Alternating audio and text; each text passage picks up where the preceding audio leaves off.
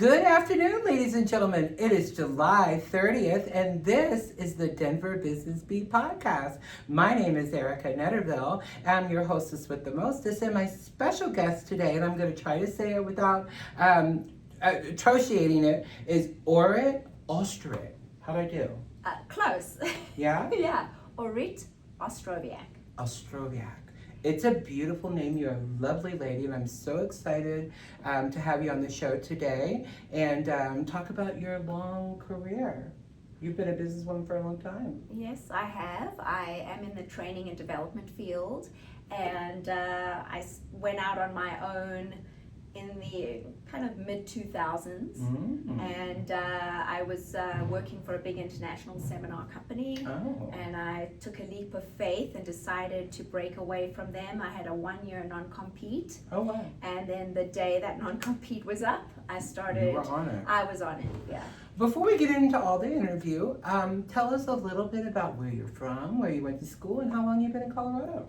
All right, so I'm originally, if you can hear the accent, I'm originally from Johannesburg, South Africa. Incredible. And International. yeah, and it has something big in common with Denver. Oh. A lot of people don't know this. What's that? That is, Johannesburg is just about 6,000 feet above sea level. Oh, wow. So is Denver, Yeah. the 5280. Yeah, Okay, 5280, yeah. So I grew up on a high plateau with thin air. Wow. And now I found myself here again in the same kind of altitude. So I grew up in South Africa, and my father used to run Dale Carnegie training. Oh, Have you okay, heard of yes, Dale I have. Carnegie? I am a graduate of that. Okay, all right. So big international organization. Yes. And They're very popular in America too. yeah, well, it started in the United States. Dale Carnegie was actually born in Missouri. Oh. I've actually been to his grave. Oh. And yeah, my dad ran a successful business in South Africa. Oh, exciting. And from the age of 9, I used to be involved in his business. That's amazing. And I would watch courses, and I would be his little assistant. He would sometimes have me do model speeches. And I thought, wow, this is really cool. I never thought I'd go into the business. Until one day I sold a training by mistake to Aetna Insurance in San Bernardino, California. Oh. And I wanted my dad, who was living in Europe at the time, we actually moved to the Netherlands after South Africa. Yeah. I wanted him to come and teach the training on communication, and he said, I'm busy, I can't do it, why don't you do it? Wow. And I had about a month to figure it out, and I did. I trained 150 people Yeah. in effective communication, and then I thought, okay, this is what I want to do. Yeah. That's why women roll. You can give us a month to get ready for something, and baby, we will do our due diligence and be ready for it. How exciting. At such a young age, you had that entrepreneurial spirit already. Yeah. That's beautiful. So we're going to go into some of amazing things that you do. Can you tell us a little bit about transforming a leader and influential development expert for the last 20 plus years? Exactly some of the main details of that position, because that title is very exciting. So one of the key areas that I work on is helping up-and-coming leaders to step into that role. Right. And I've been doing a lot of work in the last few years helping the next generation, millennials and Gen Z, to become leaders. Wow. And I've done a lot of work for government agencies, for the Navy, the Marines, Border Patrol, Wow. and helping the next generation to develop their communication skills, Yes. to develop their confidence, and step into those shoes, which has been very challenging for them given the fact that they didn't grow up the way that we did. Right. What are some of the challenges you faced in the last 20 years in that position as a woman? Yeah, that's kind of interesting. Great question. I feel like even though we're supposed to have come a long way in terms of women in leadership roles, I really believe that a lot of society doesn't really want to see women in leadership roles. They talk like they do, but when it comes to it, women and men often would rather just see a man running the show. Yeah. So that has been very, very challenging. It's hard when a woman has that thought process in her mind as well. Better off just let the man do it, and I'll sit here with the baby and go shopping and wear the big rock on my finger. Well, That was okay in the 50s and 60s, but this is 2025, and women can forge their own path. They have the ability to transform their lives, and we have said it many times on this show. Ladies, take your time. Date that lovely man if you love him, and it's great, but take some time. Travel. Figure out who you are, what you want to do, and we really don't even understand that till we're between 24 and 28 years old. Then you could start making those big life choices and decisions that can guide and get you where you're wanting to go and give you that trajectory. So don't rush to be a mom. Don't rush to get married. Don't rush to do all those things. And if you have someone in your life telling you that's the path, there's a reason for that, and you need to do what you want to do. You have choices and full, complete autonomy over your decisions and your choices. So hearing this from a very influential businesswoman is exactly what you need to be listening to, young ladies. Well said. Well said. So let's talk about core competence. Some of the ethical leadership that you deal with, some of the curriculum that you deal with, some of the adult learning, that conversation, that sentence right there, adult learning, wow. Some people are in their own way. Yes. Yeah. So tell us a little bit about some of those core competencies that you really have perfected. So, well, I always say I don't believe in being perfect. I just believe in being excellent. Yeah, well, okay, Yeah. I'll take excellent I'll never say I'm perfect. I'll take excellent over perfect any day. Yeah. So, yes, I mean, I've trained thousands of professionals all over the world for the last about 30 years, really. Yeah. And adults learn in different ways. We do. Different to children. And I was trained actually by my father to use a certain kind of learning technology when you deal with adults, when you deal in group dynamics. I like to run my classes where I just ask a lot of questions and lead people to conclusions. So treat them like adults. Don't tell them what to do. You lead them a certain way and ask them who, what, where, when, why questions. Yeah. What do you think about this? How do you think adults would learn best? Instead of telling them what to do, you show them or guide them through a process. Yeah. Between your teaching in your classes and then going into businesses and teaching some of these leadership skills, what's the same thing that you keep seeing over and over and over? You mean with the way people learn today, or? Learning, the way they do business, leadership skills. So, first of all, the sound bite, I'm sure you can relate to this, has gone down dramatically in the last 30 years, 15 years. Yeah. People in today's world don't go deep. They don't have the focus that they used to have. If you don't grab them right away and move on to the next thing. So when I started out, you could really kind of go on about certain things. But with today's generations, if you don't keep their attention, they lose interest. Yeah. And they don't have the patience to really, they don't want to dig deep. And sometimes they have a hard time just sitting with it. Yeah. That generation, and we're talking about people who are in their 20s, some of the things that we see and that we hear, a lot of those individuals when they were young, they were just given a tablet or a phone. And so that worked two different ways. Either they learned and they were technical and they picked things up easy, or it just made them stupid. Yeah. That lack of any type of instruction or guidance or parental, because even parents educate every day.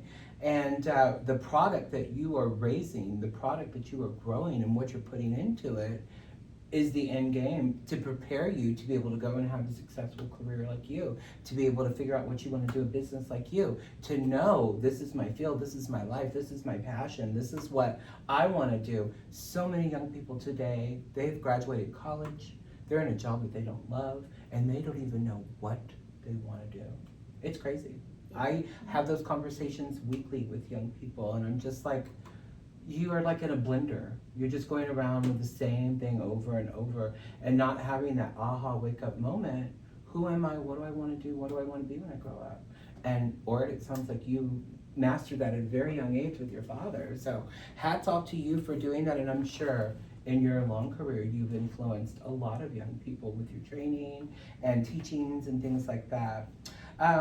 Relevant experience. You've been founder, you've been principal, you've been global training, you've been leadership development for quite some time. What part of that gets you up in the morning and gives you that fulfillment? Well, every time that I go out and I run a class or work with a team or teach a training, and especially when it's with the younger generations, I always feel like today I'm excited because every day I feel like I can go up and change. I'm going to get up and change lives today. Yeah. You know, so I love that positivity. yeah. So every day I have an opportunity to make a difference. Yeah. And I always say to people, you know, you can do something with this opportunity that you've been given. It could change your life, or you could do nothing. It's up to you. Yeah. Where do benchmarking come in your conversations with your staff, whether that's task, whether that's training, whether that's teaching, mentoring, or maybe you've been really successful and now you have the eyes on you to go into that upper management program? What are some of those things look like when you're in those realms? So in terms of, let's say, maybe goal setting, so benchmarking using, I love the old school SMART goal setting. Yeah. I was working with a client just this week, and she's actually about to retire. Oh. And she's really financially savvy. She's all set, but she thinks, what am I going to do with the rest of my life? I'm 45 years old. Yeah. And so we actually spent, so I literally, we work on a phone call every 2 weeks, and we set some SMART goals just to get her going for the next few weeks, just to get her on a track. Right. And one of her big goals in life is to travel. She wants to walk the Camino in Spain. So we set some goals just locally in Arizona, what she has to do to do that. And she wants to buy a business. Yeah. Listening to that conversation, listening to that lady, yes, she deserves to have a little break and some vacationing and breathe. But it sounds like to me she would be really good in her business at consulting. When someone gets to our level of tenure and experience level, sometimes that consulting gives you the travel that you want to do. It gives you the experience. It's not a demanding schedule because you may have 4 or 5 big deals a year that you're working on. So it's an easier way when you do have that time that you want to do and can do. You know what she actually wants to do? She wants to buy a stand-up paddleboarding business. Oh, wow. Yeah, and that's her hobby. That gives her joy. See? And it's kind of, she doesn't want anything too taxing. Okay. And yeah, that's kind of what she wants to do. Wow. Yeah. I could see her being a teacher paddleboard all over. Yeah, and taking groups. And, you know, running trips around paddleboarding. Yeah. So, the water is so and the water, relaxing, especially in so Arizona. soothing. It's the Colorado River in Arizona. And I bet it's beautiful. She said it's beautiful. Yeah. Yeah. That's one of my bucket lists is to go to Arizona. Yeah. Oh, well, I'll have to connect you guys. She's an amazing woman. I love one of my all-time favorite people. In my bedroom, there's 2 pictures of Arizona and the cactuses and the mountains. And I just look at that sometimes in bed in the afternoon or the evening, and I'm like, I'm going to get down there and look at those cactuses one day. I've got a guide for you. You do? Yeah. Yay! Yeah. We love all that. What would be some information that you can give to maybe a young viewer or a young listener that's wanting to get into that type of field that you've mastered? Wants to get into my field? Well, basically, I grew up surrounded by, in the old days, books and tapes. Yeah. You've got to listen Yeah. and read. Yeah. So there's a lot of material out there. One of my all-time favorites is Brené Brown. Oh, okay. Okay, and she has a book out there called Dare to Lead, which I think is one of the best leadership books out there. Sure. So definitely do that and go and take some classes and I mean there's so much online now, you could just do that, but that's a way to get started, and then start volunteering to do some of these things. Yeah. So I started off volunteer, helping my dad, giving Mm-hmm. model speeches, or I was a graduate assistant in the Dale Carnegie training world. Oh. Yeah, before I actually got paid to do anything, Wow. I volunteered to help. So that's how I would say Yeah. a person should get started. Getting some of the experience, Yeah, some first. of it, yeah. Getting in front of it, absolutely. Yeah. So I'm gonna ask you a hard question, and this has 3 sections. Oh. So when you're working with a business owner, or you're going into that business, and you're listening to maybe the owner, him or herself, maybe the leadership team, or maybe the employee team, in a percentage, what would you say after you've listened to those 3 different groups in some kind of a regulatory, what is it that you see the most that is the issue? The issue is always the leadership at the top. Yeah. It's always comes from the top. They set the tone, they Yeah. create the culture. Yes. Sometimes they can talk down to women, sometimes they don't listen to good ideas and good information. I think they kind of get these blinders on, and they think that because of their experience, or maybe just because they're a man, that they know everything and don't hear good reason and don't listen. And then there's something else, another dynamic that happens is they surround themselves by people who kind of suck up to them and tell them what they want to hear, instead of finding those people that are actually going to tell them the truth. Right. And that's one of the biggest problems. And some of those people that tell the truth and say this culture is not good, and they they're get not fired. a good leader, they get let go. Yeah. So I wish that it's and it's often the people with the leaders with egos that are not massive that are actually the best leaders. That's one thing I've also learned. I do a lot of work with introverts. People are more the shy, quiet. Those are my best. That's not me. The best coaching clients are the yeah. kind of the ones who do the work, who plumb the depths, who don't have the big ego. Right. Those make actually many times the best leaders. I've really discovered Check that. the ego at the door. Yeah. Right. Yeah. So what would be a piece of information when you figured out that it's the leadership? How would you, one, give that information to them, and then how would they receive it? So one of the best ways that I get the information is I survey everybody, and I survey the culture, and I let them do it anonymously. Okay. And then we pool the results. Oh, anonymous. Yes. Wow. And we take averages and then present it and say this is what they say about. And then the leaders often, they get a jolt of reality. Right. And they say, okay, this is, and then I talk to them, It well, is how do you want to fix it? What do you think we should do? Right. And then I will design a program around that. Wow. Yeah. Yeah, So it's non-threatening. It's not really, well, these are the numbers. How would you rate this organization on a scale of 1 to 10? Then you get an average. And I've been in cultures where it's been 3 or 4 out of 10. People have said, given such low scores. Sometimes you'll have someone say it's an 8, and they're kind of delusional, or they're shocked that some people are giving it a 3. So that's when you get some really good conversations going. I bet. I would love to be a fly on the wall in some of those rooms. But if it's a decent leader, they'll say, okay, we have a problem. Yeah. What do we need to do? And then you work together to solve the problem. Yeah. We were just at a very full-packed chamber leads group, and it's very interesting that you and I are having this conversation because our speaker told a really good story about a gentleman who took over the Ford company, and there were multiple different leadership groups, and when he took over the group, he just listened.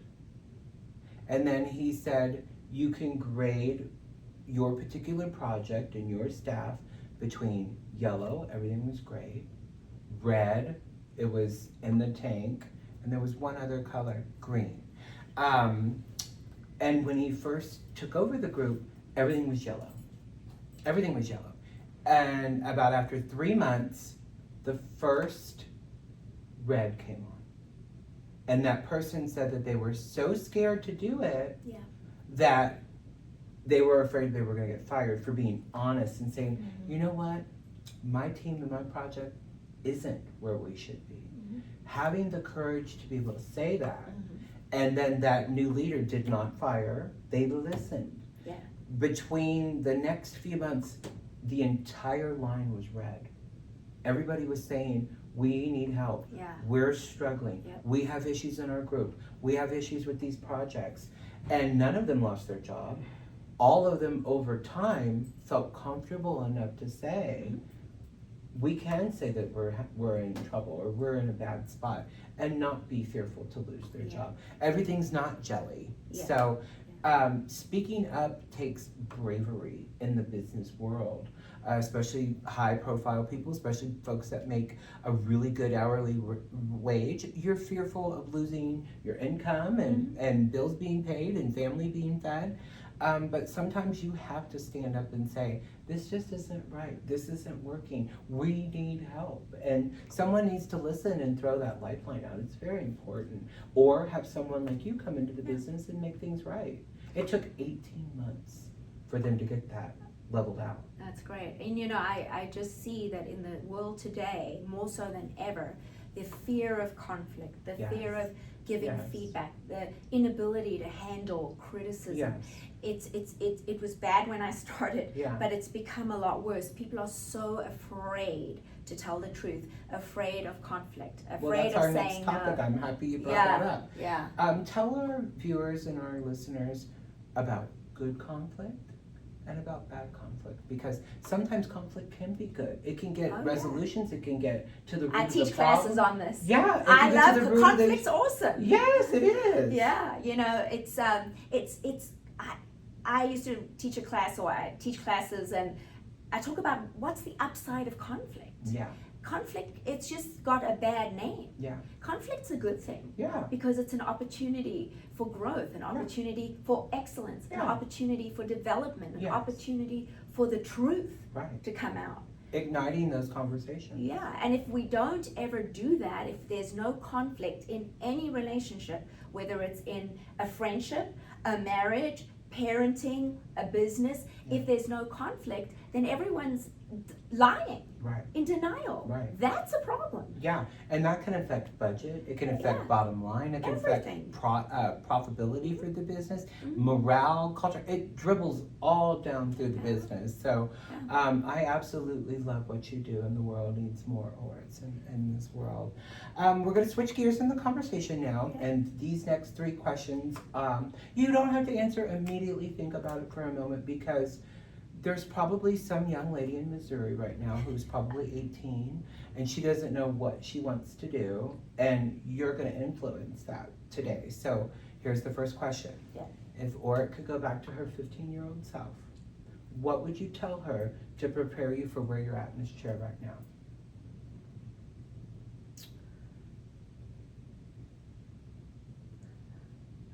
Yeah, that's a really good question. I think the one thing I could have done a little bit better, I've always been a big dreamer. I'm a big picture thinker. Sometimes with my kind of personality is have more steps along the way. You know, mini steps, and be more of a planner than just have the end goal in mind, but sometimes have more of an outline of how you're going to get there. I think that's really helpful.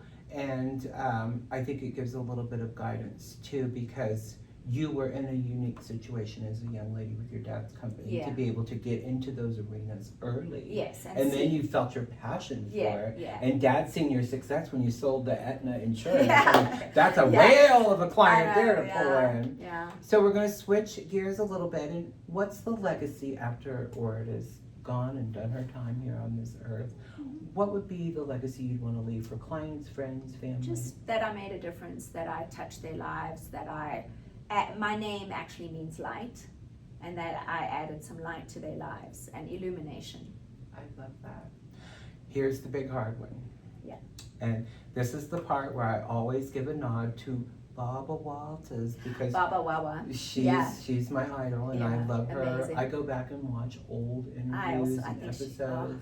She was a trailblazer. She was a pioneer. She was a very strong, powerful woman who had to take care of her family and be the best and be all of the things that she was in the public and on television, and all the criticism and successes and failures in her life have given me that strength. So I absolutely depend on her. Who is Orit? Who is Orit? Orit. Who is Orit? In terms of? Who are you? I am a thought provoker. I like to stir the pot and get people to think. I like that. And I inspire people to take action. I love that.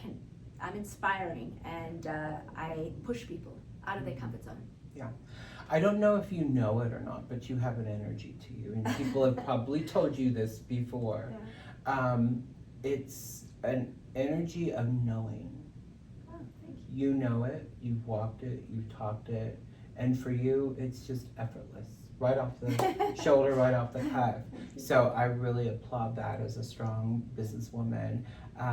I like to be mentored. I like to get those feelings, and that energy flow is really important to me.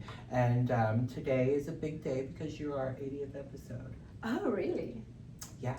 Wow. And I think when you talk about longevity, I think when you talk about female leadership, I think that really resonates for our 80th episode. So Thank you so much. Hats off to you. This has been great, and I'm sure that our listeners and our viewers have really enjoyed this banter back and forth, because we're two very unique beings, and we're here. We're going to switch gears a little bit in our conversation and talk about some of our amazing sponsors and advertisers, and that's the juicy part of the conversation we're going to have right now. We are in beautiful Serendipity Labs in downtown Denver off of Weta, and what this place means to me is magic. It's views to be inspired. It's incredible managers and leadership and staff here that are all, myself included, all on this goal to make this a thriving co-working space. When I started working with Serendipity Labs, we had 30% occupancy. Wow. So it was empty. Now we are up to 80% capacity. I wonder if Barbara Walters' clip-ons ever fell off on her show. I'm sure they did. And I'm sure she handled it just like that. Yeah, just so like that. professional. Yeah, I hope you all appreciate that. I'm a human being, and people, people think, how does she do that? Yeah. I'm doing it. Yeah, right I love it. you. That was very smooth. Yeah, I am kind of smooth. Yeah. So if you would like a tour of beautiful Serendipity Labs, That was really up good. here on the 11th floor, Morgan and Cassie, the management team, can get you all situated. Maybe you have an event, a function, a nonprofit. Maybe you're wanting to do some off-site interviews so you're not shaking up your current business. This is the place to do all those things. We have multiple networking events. We have fun events here called Ice Cream Social, where we're all out there enjoying ice cream, get fat, and networking. And there's just so many incredible things that are going on here with the lab, and we want you to be part of it too. Maybe you just need a day of co-working. Maybe your CEO is coming out of town and needs a great place for a presentation. Maybe you just want to be in our co-area and just be on a computer grinding it out. You have all of that availability here. Connect with them at 720-370-1675. And if I could just say that with that beautiful accent you have. Today here at Serendipity Labs. Next is one of my dearest friends and advertisers, Michael Rhino with Michael Rhino Photography. He does professional portraits, headshots, photography, landscape, nature, and animals. He has gone viral last year for the goats on the Subaru at the mountains. And that video was all over the world. Subaru approached him, all kinds of different entities for that video, and it was truly exceptional. He's doing big projects with the county where there will be nature scenes of Colorado throughout some of our county buildings. Just an incredible human being, a wonderful, sweet spirit, and a good businessman. You can contact Michael at 303-748-7687. Maybe you need a good LinkedIn photo. Maybe you're getting married. Maybe you had your baby born. You want great photos. Maybe you need some professional photos for real estate or your business. Michael Rhino is your guy. Bookkeeping and CFO Solutions 5280. Candace and her team are up to par on all things going on with Colorado law, taxes, bookkeeping, the things that you need to run a successful business. Whether that's quarterly or yearly, she can help you get your P&L right in shape.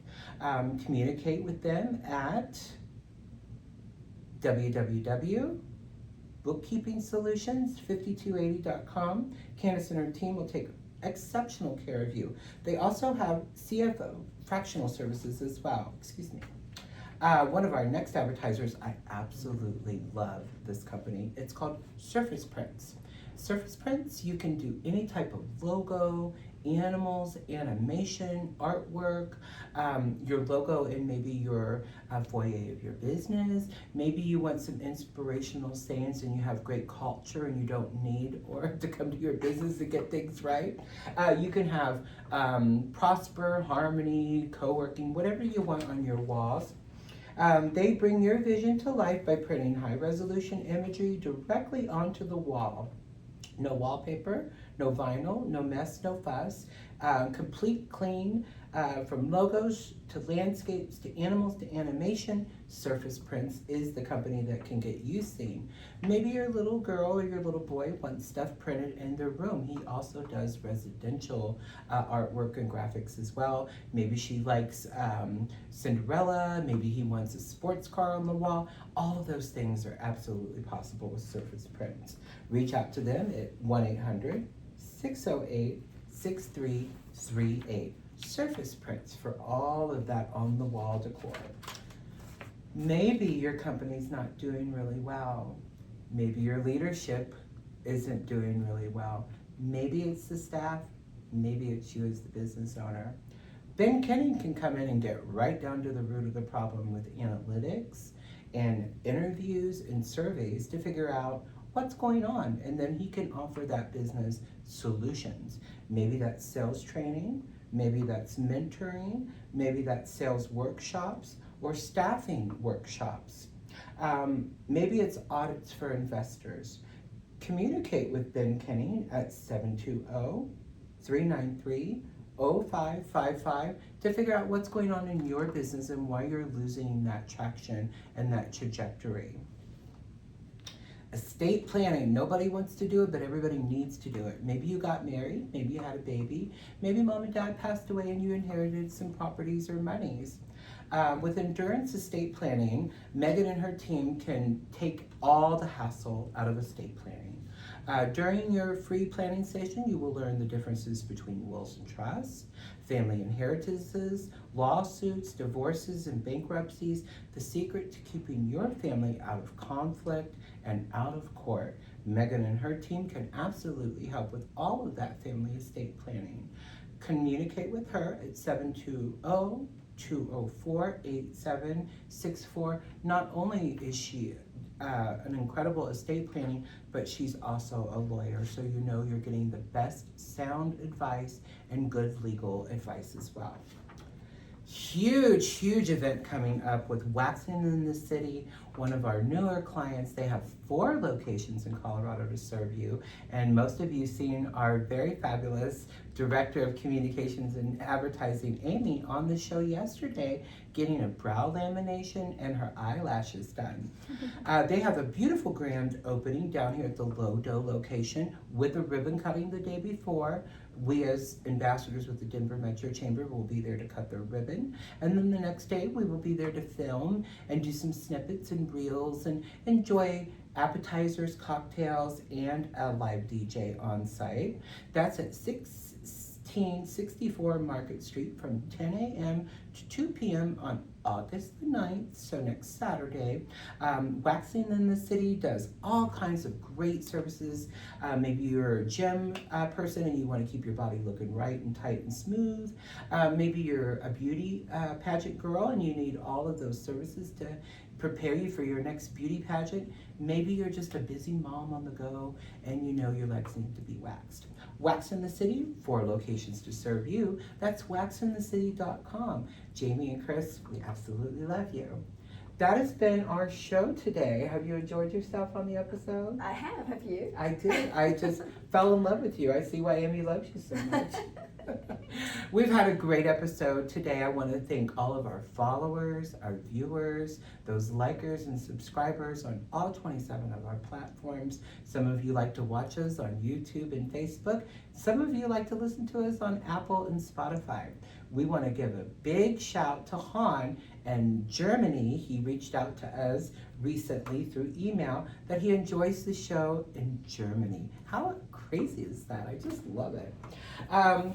Each week we bring movers and shakers from the Denver metro area to talk about their business, their brand, and how they became successful and a business owner, and some of the surprises along the way, some of the wins and failures as a business owner that we all have daily. You can learn and grow from watching these incredible people coming onto the show weekly, as well as our other podcasters. I want to give a shout out to Angela Gerber with the Marketing Minute, Sandra G'day with Easy AI, Logan Lakos with Plugged In Denver, and Aaron Atchison with the Chamber Corner for the West Metro Chamber.